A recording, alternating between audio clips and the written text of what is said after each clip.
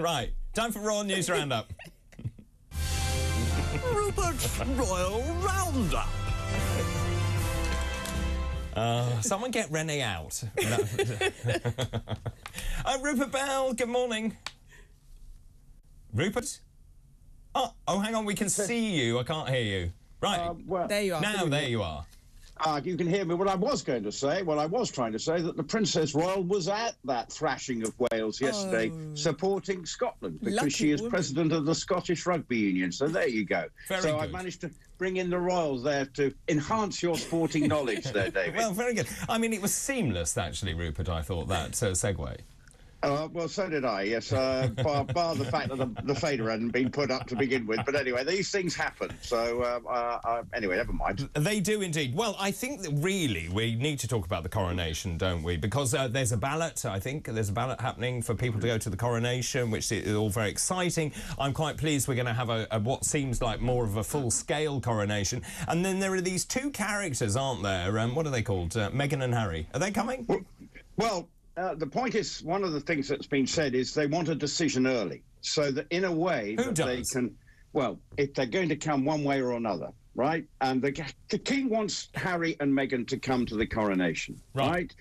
And so, because he wants all his family around them. But what I think everybody, including the King, wants is that once they've got to make a decision early, not leave it to the last minute, because that will be a huge distraction from the narrative of what the day is all about, which is a celebration of the fact that we have a new king and he will finally be crowned king of this country. So I think that's the main debate there is Harry and Meghan, make it early. If you want to come, yes, you can, if that's the feeling within the royal household and certainly the king. So that is really the sort of latest thing. It's still creating a soap opera element to the coronation because, of course, then there will be the sort of ground rules of what they can or can't do, because clearly we know that they try and plough their own furrow and create their own narrative, but they won't be allowed to do that. So that, I think, is the thing. Now, obviously, it's dividing a lot of opinion about whether they should even be there, given some of the things they've said. But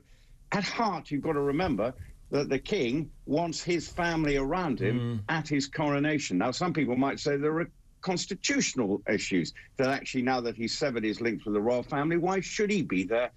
Just like Edward VIII wasn't at the Queen's coronation. But that's very different when you think that he was a former monarch who abdicated. It would seem, perhaps in that context, slightly odd to see his niece being crowned king when he had previously been king of this country. So that was deemed a constitutional reason for his non-appearance. So from your insiders within the royal family, what's the feeling that how quickly will this be resolved, do you think? Well, I think in a way the ball's in Harry's court. He's got to resolve it. But does he want to? Is other things going on behind the scenes? I don't know, because I'm sure there is an invitation, obviously, but people need to organise. As you say, there are ballots.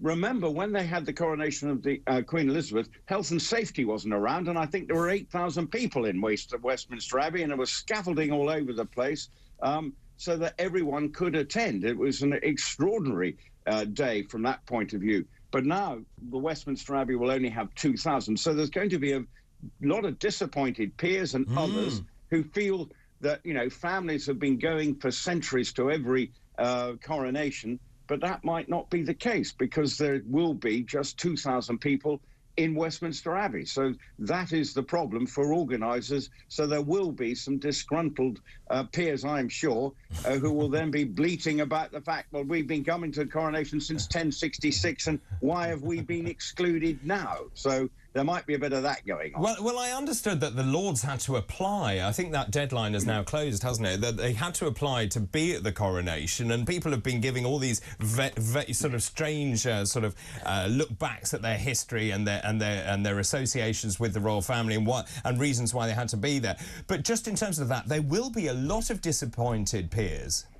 There will be, but in a way, that's the king wants it to be a different coronation in terms of the audience, a more inclusive audience at the actual coronation. And that's very much his mantra anyway. His monarchy is an inclusive one, and he realises it has to be an inclusive one because he's got to make sure the country are united by him, as seeing that the monarchy has a relevance when there's so much going on and sort of, you know, dissatisfaction within the country at the moment. He's got to make sure there is one uniting factor, and that is the monarchy. And it's not going to be, you know, easy for him, but the coronation is an example of how he would try and set the tone for his monarchy now that the sort of, since the death of his mother, we can see it's where it's going, but this will be a real manifestation of how he sees his monarchy, his reign, panning out. But there's not long to go, really, is there? They must have much of those plans must be underway by now. They must have pretty much sewn it up.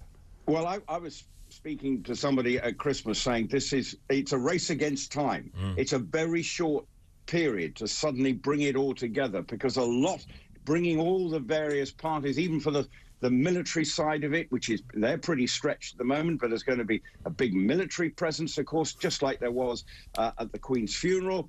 Whether there'll be those same numbers, I don't know exactly, but there's an awful lot of preparation that has to go into. You think it's just a quick sort of, well, you can get people together. No, the logistics of staging something like this is a real headache. And, you know, there are people working round the clock as well. I'm not sure necessarily on a Sunday morning at 9:30, but there will be people planning what's going on. So it's going to be a big task. But so that's why Harry and Meghan are just a small cog in the wheel, but it's important because where do they sit?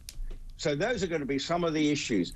How do we get the optics of what we do with this troublesome couple now living in California? Rupert, very good to hear from you. Thank you very much indeed. That's Rupert Bell, who's TalkRadio's royal correspondent.